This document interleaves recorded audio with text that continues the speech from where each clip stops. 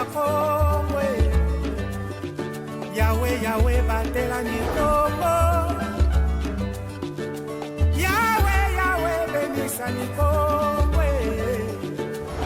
Yahweh, Yahweh, batela mikongo.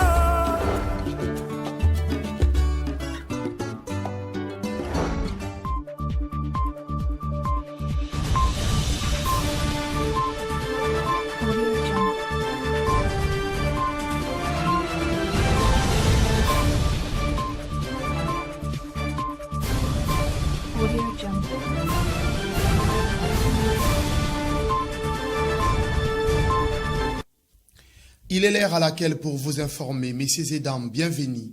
Ouvrons cette session d'information à Matadi, début ce lundi 19 décembre 2022 de l'affaire des entrepreneurs du Congo central sur l'exposition des œuvres d'art et tant d'autres produits et devant l'hôtel du gouvernorat. Reportage signé Roger Missam.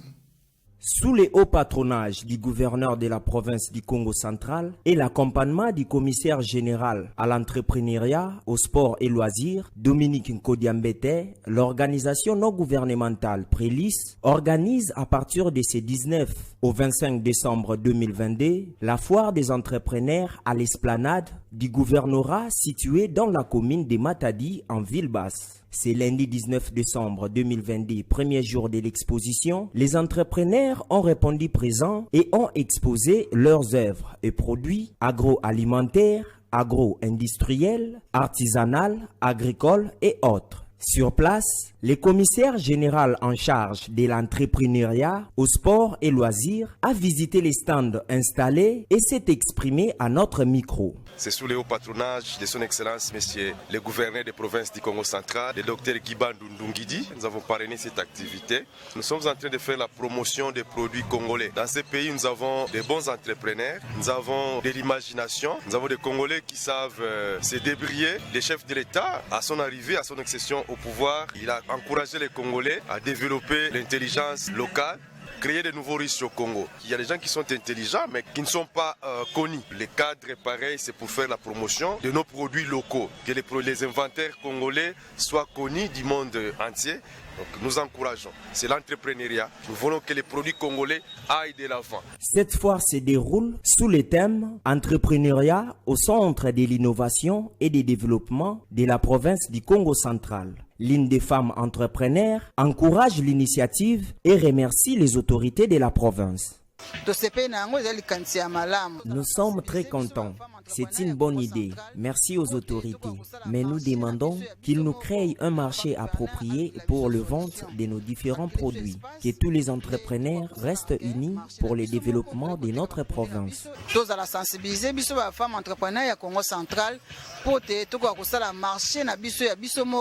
Notons que le lancement officiel de cette foire aura lieu ce mardi 20 décembre 2022 au même endroit.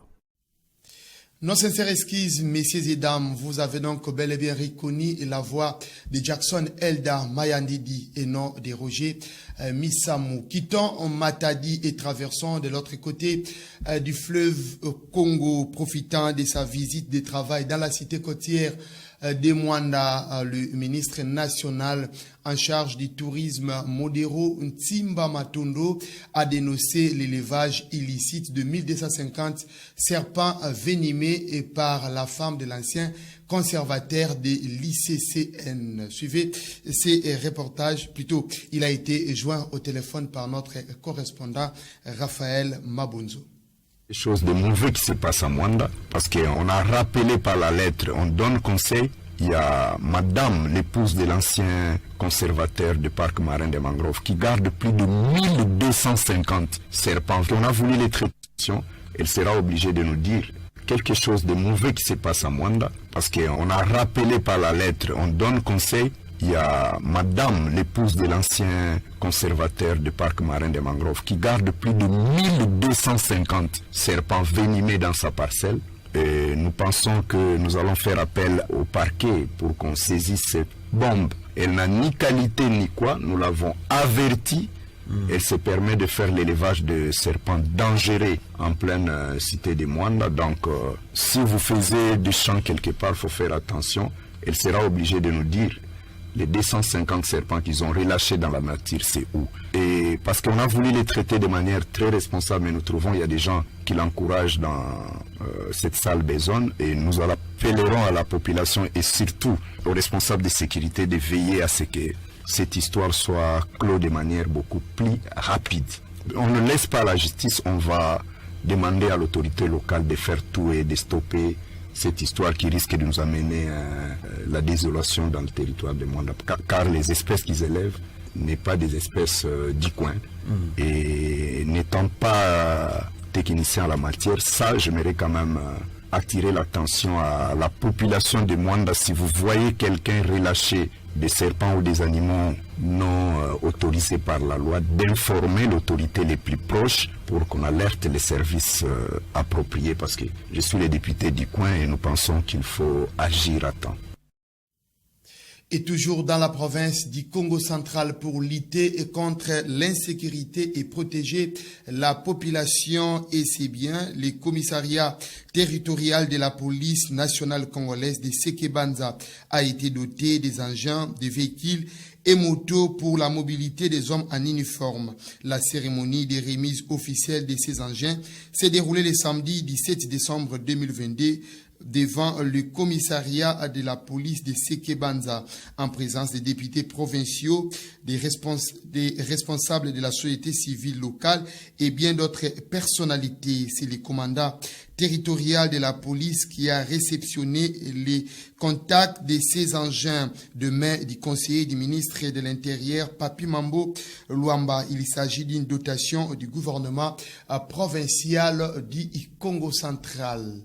Quittons la province du Congo central pour nous rendre à Kinshasa, la capitale congolaise. Le chef de l'État, Félix Antoine Tshisekedi Tshilombo, a effectué une visite de réconfort le week-end dernier aux victimes de la dernière pluie livienne qui s'est abattue sur Kinshasa la semaine dernière. Les détails dans ces reportages avec Roger Missamou.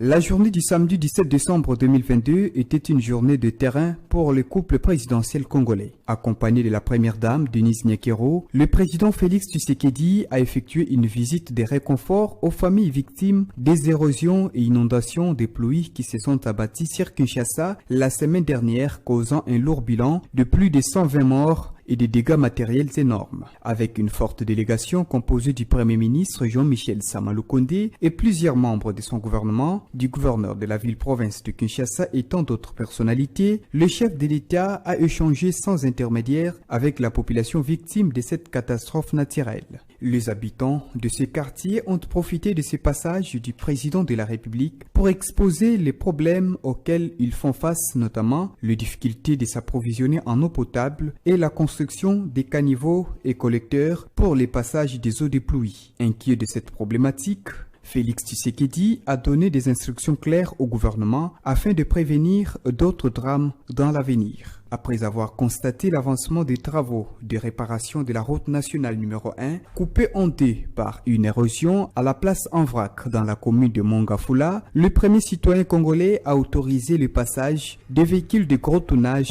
en provenance du Congo central pour Kinshasa et vice-versa. Entre-temps, les travaux se poursuivent. La République démocratique du Congo a été valablement représentée à la conférence des partis COP15 à Montréal, au Canada, par sa vice-premier ministre et ministre de l'Environnement, Eve Bazaïba, qui a donné du haut de la tribune la position de son pays. Suivez. Profitant de sa participation à la COP15 pour la protection de la biodiversité à Montréal au Canada, la vice-premier ministre de l'Environnement et Développement durable, Eve Bazaïba Massoudi, a fait savoir la position de son pays sur la protection de la biodiversité du haut de la tribune. Nous n'arrêterons jamais de lier la protection de la biodiversité, la protection de l'environnement à la paix, lutter contre l'insécurité. Aujourd'hui, toute la partie est de la République démocratique du Congo, ça fait plus de 20 ans qu'elle est en proie à des théâtres d'affrontement où les terroristes sont soutenus malheureusement par un pays frère, un pays voisin, dont le Rwanda, qui a été nommé par les Nations Unies, qui soutient les rebelles, qui tue, qui viole, qui pille. Et La biodiversité ainsi que l'environnement n'est pas du reste, elle en pâtit.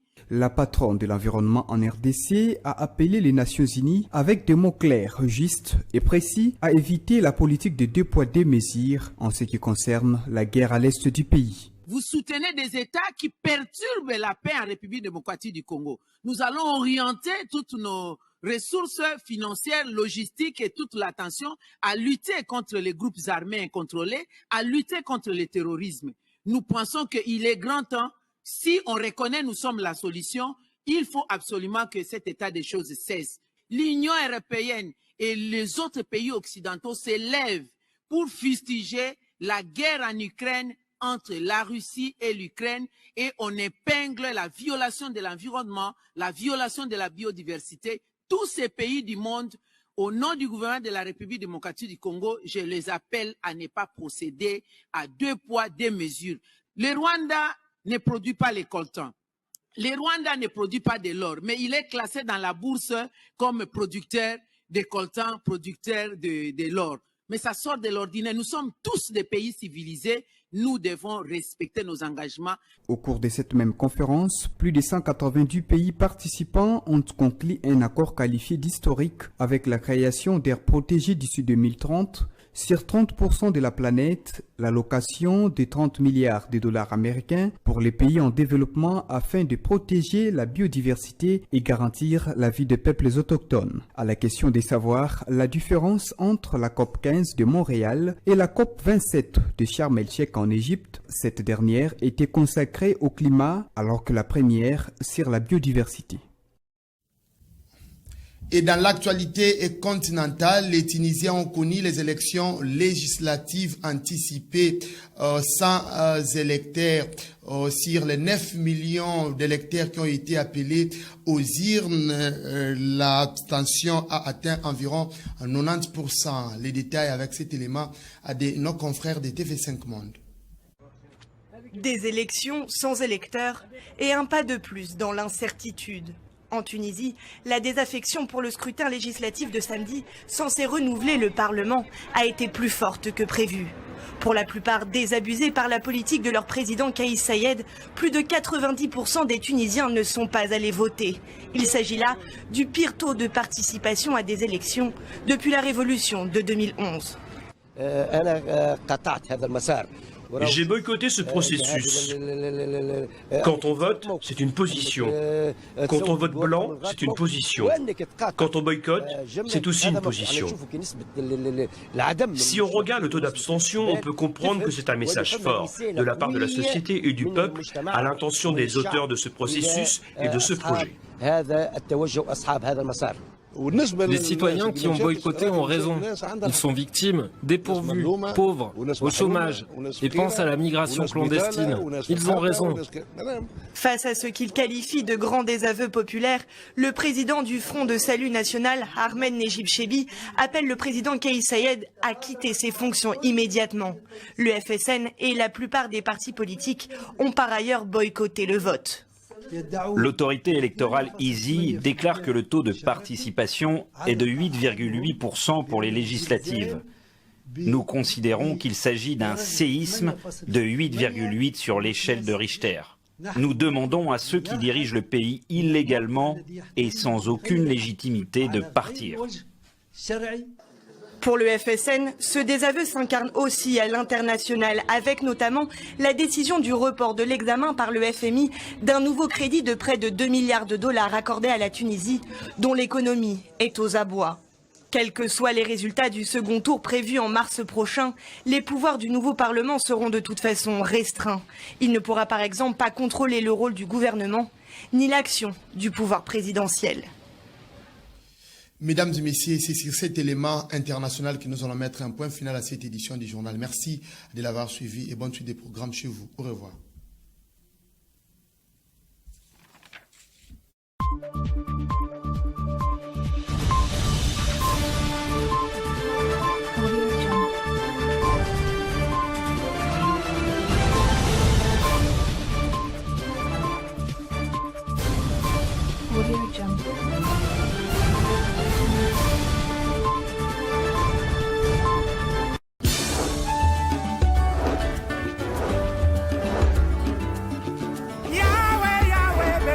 Kongo.